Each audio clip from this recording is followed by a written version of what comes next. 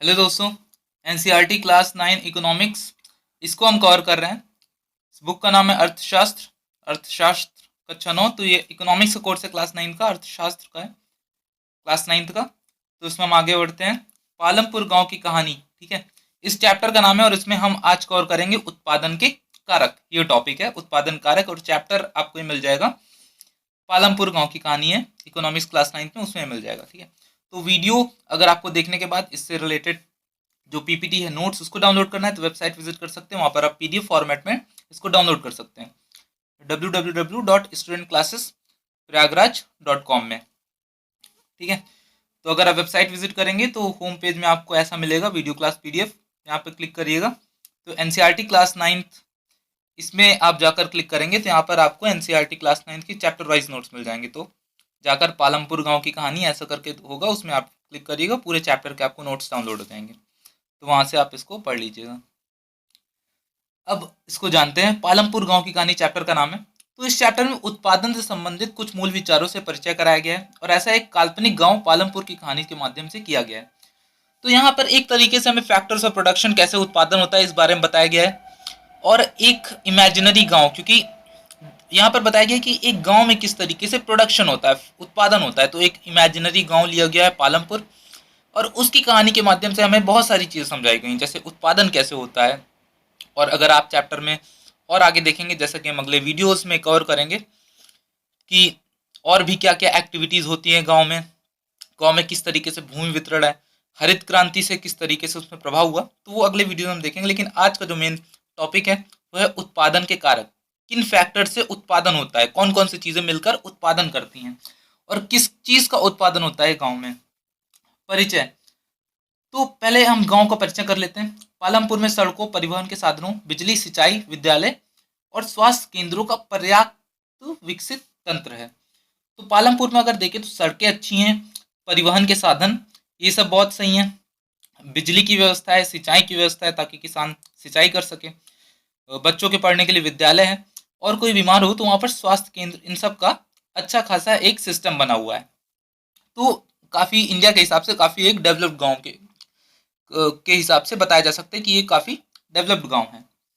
पालमपुर में खेती मुख्य क्रिया है, जबकि कई अन्य क्रियाएं जैसे लघु स्तरीय विनिर्माण, डेयरी, परिवहन आदि सीमित स्तर पर किए जाते हैं। तो पालमपुर में जो खेती है वो मेन ऑक्यूपेशन है। वहाँ पर अगर आप इंडिया के मेजॉरिटी ऑफ गाँव में जाएंगे तो जो मेन काम करते हैं लोग वो खेतों में करते हैं, वो किसानी करते हैं, खेती करते हैं। तो इस तरह पालमपुर में भी खेती जो है वो मुख्य काम है। लेकिन कुछ और भी काम किए जाते हैं। जैसे गांव में आप जाएंगे तो वहाँ पे देखेंगे डेयरी का सिस्टम होता है, दूध मिलते हैं जानवरों के, गाय भैंस के। और इसके अलावा परिवहन, जैसे इक्का इक्का होते हैं, ये सब चलते हैं गांव में, आप जाएंगे तो देखेंगे।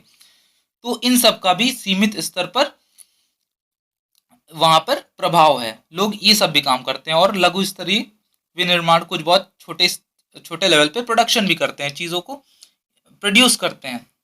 जैसे अगर गांव में जाएंगे तो देखेंगे कि वहाँ पर कुल्हड़ वगैरह ये सब बनाए जाते हैं। तो ये सब छोटे स्तर पर विनिर्माण, इन सब इसी के अंदर आता है ये। तो भारत के गांवों में खेती उत्पादन की प्रमुख गतिविधि है। तो भारत के अगर गांव में देखेंगे तो जो खेती है वो प्रमुख गतिविधि है, वो मेन काम होता है लोगों का। इंडिया अभी भी एक एग्रीकल्चर जो है डोमिनेंट नेशन है। यहाँ पर एग्रीकल्चर ही डोमिनेंट एक्टिविटी मानी जाती है। सबसे ज़्यादा डोमिनेटिंग एक्टिविटी कौन सी है? एग्रीकल्चर। और ऐसा कहा भी जाता है कि जो भारत की आत्मा है वो गांवों में बसती है। इसीलिए कहा जाता है क्योंकि भारत का कल्चर अगर आपको देखना है, जो खेती है अगर देखनी है कैसे होती है, अनाज का उत्पादन कैसे होता है, तो ये आपको गाँव में देखने को मिलेगा। अन्य उत्पादन गतिविधियों में जिन्हें गैर कृषि क्रियाएं कहा जाता है, इसमें लघु विनिर्माण और परिवहन, दुकानदारी आदि शामिल है। तो ये सब चीज़ें भी होती हैं। अगर आप गांव में जाएंगे तो दुकानदारी ये सब भी प्रचलन में होता है, कई दुकानें होती हैं, परिवहन भी होता है, कोई रिक्शा चला रहा है, कोई बैलगाड़ी चला रहा है, कोई तांगा इक्का चला रहा है। तो ये सब चीज़ें भी होती हैं। और छोटे छोटे स्तर पर विनिर्माण होता है, कंस्ट्रक्शन भी होता है, प्रोडक्शन भी होता है। अब उत्पादन का संगठन, कैसे उत्पादन होता है ये हम जानते हैं। उत्पादन का उद्देश्य ऐसी वस्तुएं और सेवाएं उत्पादित करना है जिनकी हमें आवश्यकता है। तो उत्पादन का उद्देश्य क्या होता है, किस लिए प्रोड्यूस किया जाता है? प्रोड्यूस इसलिए किया जाता है ताकि जिन चीज़ों की आवश्यकता हो, चाहे वो हमें हो या फिर हम जिन्हें बेच रहे हों उन्हें हो, तो उन सारी आवश्यकताओं को पूरा करना यही उत्पादन का मेन उद्देश्य है। जैसे अगर कोई कोलगेट की मंजन है, तो वो किस वजह से फैक्ट्री में बनाया जाता है? इस वजह से बनाया जाता है क्योंकि लोगों को इसकी आवश्यकता है, इसकी डिमांड है। तो उत्पादन का मेन उद्देश्य यही होता है। अगर कोई किसान है, वो खेती कर रहा है और अनाज उगा रहा है, किस लिए उगा रहा है? या तो वो खुद उसका यूज़ करेगा, खुद अपने घर में खाएगा, या फिर उसे बाजार में बेच देगा। तो उत्पादन का जो मेन मकसद होता है वो होता है ज़रूरतें पूरी करना। अब वस्तुओं और सेवाओं के उत्पादन के लिए 4 चीज़ें आवश्यक हैं। कौन सी 4 चीज़ें हैं जिनके मिलने से किसी भी चीज़ का उत्पादन होता है? पहली बात, भूमि तथा अन्य प्राकृतिक संसाधन जैसे जल, वन, खनिज। अगर भूमि नहीं होगी, खेती ही देख लीजिए, तो भूमि की आवश्यकता है क्योंकि भूमि होगी उसी पर खेती की जाती है। इसके अलावा फैक्ट्री भी है तो भूमि की आवश्यकता होती है, और खनिज हो गए, जल हो गए, इन सब की आवश्यकता होती है। बहुत सारी फैक्ट्रीज होती हैं, इन सारी चीज़ों की आवश्यकता होती है। कोई फैक्ट्री प्लांट लगाना है आपको तो भूमि की ज़रूरत होगी। अब उस प्लांट में कूलेंट्स भी होते हैं तो कूलेंट्स के लिए आपको जल की आवश्यकता होगी। तो ये सारी चीज़ें जो नेचुरल प्रोडक्ट्स हैं, इन सब चीज़ों की ज़रूरत होती हैं। दूसरी आवश्यकता क्या है? श्रम। अब कौन इन प्राकृतिक संसाधन में मेहनत करेगा और इनसे वो चीज़ बनाएगा जिसकी आवश्यकता है? जैसे कुम्हार है तो वही तो मिट्टी पर अपनी कला, जो उसकी स्किल है, उसका उपयोग करके उसको ऐसी चीज़ में कन्वर्ट करता है जिसकी लोगों में ज़रूरत है। जैसे कोई फॉर एग्जांपल कुम्हार एक मटकी बना रहा है, तो उसने अपनी स्किल का उपयोग करके मिट्टी को कन्वर्ट किस में कर दिया? मटकी में। तो यही है श्रम। अब अर्थात जो लोग काम करेंगे। तीसरी चीज़ है भौतिक पूंजी, अर्थात उत्पादन के प्रत्येक स्तर पर अपेक्षित कई तरह के जो चीज़ें होती हैं, ये होती हैं भौतिक पूंजी। जैसे औजार हो गई, मशीन हो गई, भवन हो गए। उदाहरण, हल हो गया, जनरेटर हो गया, कंप्यूटर हो गया। ठीक है, तो ये सारी भौतिक पूंजी होती हैं, कैपिटल होती हैं, क्योंकि ये हर स्तर पर, उत्पादन के हर स्तर पर इनकी यूज़ होती है। अगर हल है तो हल का उपयोग किस वजह से होता है? हल भी एक कैपिटल है।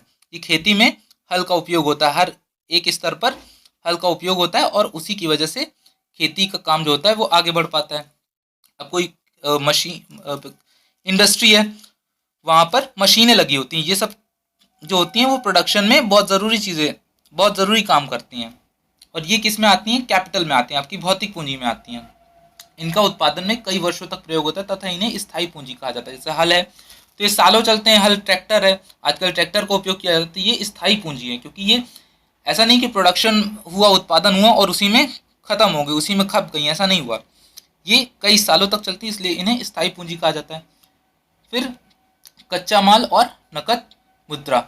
उत्पादन के कई प्रकार में कच्चे माल की आवश्यकता की होती है, जैसे बुनकर द्वारा प्रयोग किया जाने वाला सूत और कुम्हार द्वारा प्रयोग में लाई जाने वाली मिट्टी।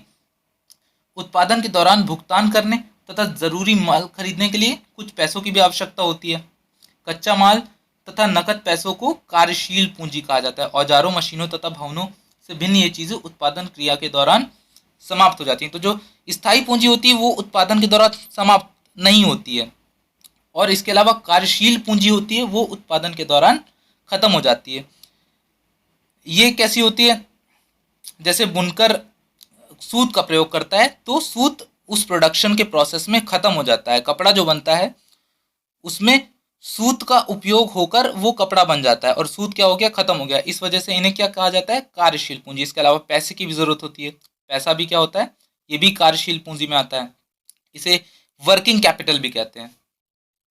और इसके अलावा चौथी चीज होती है मानव पूंजी, ज्ञान और उद्यम, जो भूमि, श्रम और भौतिक पूंजी को एक साथ उपयोग करके उत्पादन करता है। तो ये ज्ञान और उद्यम है, और जो इन सारे फैक्टर्स को, इन सारे जो कारक हैं उनको उपयोग करता है, और फिर इन सारे फैक्टर्स को मिलाकर उत्पादन करता है। ठीक है, तो ये, क्योंकि ज्ञान के बिना ये सारी चीज़ें हो ही नहीं पाएंगी।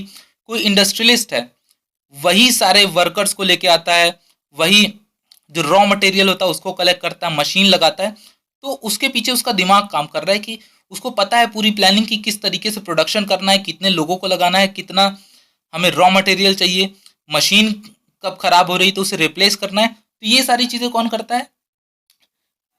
उसकी जो उसके अंदर जो इंटरप्रेन्योरशिप की क्वालिटी है, बिजनेस करने की क्वालिटी है, उसका जो दिमाग है, वो है चौथी जो फैक्टर है, और उसे हम क्या कहते हैं? मानव पूंजी। उत्पादन भूमि, श्रम और पूंजी को संयोजित करके संगठित करता है और जिन्हें उत्पादन के कारक कहा जाता है। तो इन सारी चीज़ों को उत्पादन के हम कारक कहते हैं, फैक्टर्स ऑफ प्रोडक्शन कहते हैं। तो ये हमने आज देखा उत्पादन के कारक। अगर आपको वीडियो अच्छा लगा है तो शेयर ज़रूर करिए और सब्सक्राइब करिए चैनल। और आप हमें सपोर्ट कर सकते हैं अगर आपको हमारा वीडियो अच्छा लग रहा है। जिस तरीके से हम और वीडियो बनाते रहें, अगर आप हमें सपोर्ट करेंगे तो हम और बेहतर तरीके से वीडियो बनाएंगे, क्योंकि हमें काफ़ी मोटिवेट करेगा। ज्वाइन बटन के थ्रू कर सकते हैं आप 10 रुपीज़ पर मंथ, और यूपीआई आप हमें कर सकते हैं SCPN@UPI, SCPN@कोटक। इसके अलावा जो लोग कॉम्पिटिटिव एग्जाम की तैयारी कर रहे हैं उनको मैं बता देना चाहता हूँ कि पेड कोर्स चल रहा है ज्वाइन बटन पे। 6000+ क्वेश्चंस का हमारा प्रैक्टिस बैच है, और जो लोग कॉम्पिटिटिव एग्जाम की तैयारी कर रहे हैं उनके लिए बहुत ही बेहतर ये बैच है। एक बार आप ज्वाइन करिएगा तो आपको पता चलेगा कि किस तरीके क्वालिटी क्वेश्चन इसमें लगाए जा रहे हैं। तो एक बार सिर्फ 1 महीने के लिए आप ज्वाइन करिए, बहुत ही नॉमिनल फीस है ज्वाइन बटन पर। ज्वाइन बटन आपके सब्सक्राइब बटन चैनल के उसी के बगल में होता है, वहाँ पर आप जाकर इस कोर्स को ज्वाइन कर सकते हैं। So this was it for the video. इस वीडियो के लिए बस इतना ही। Will meet next time. Bye.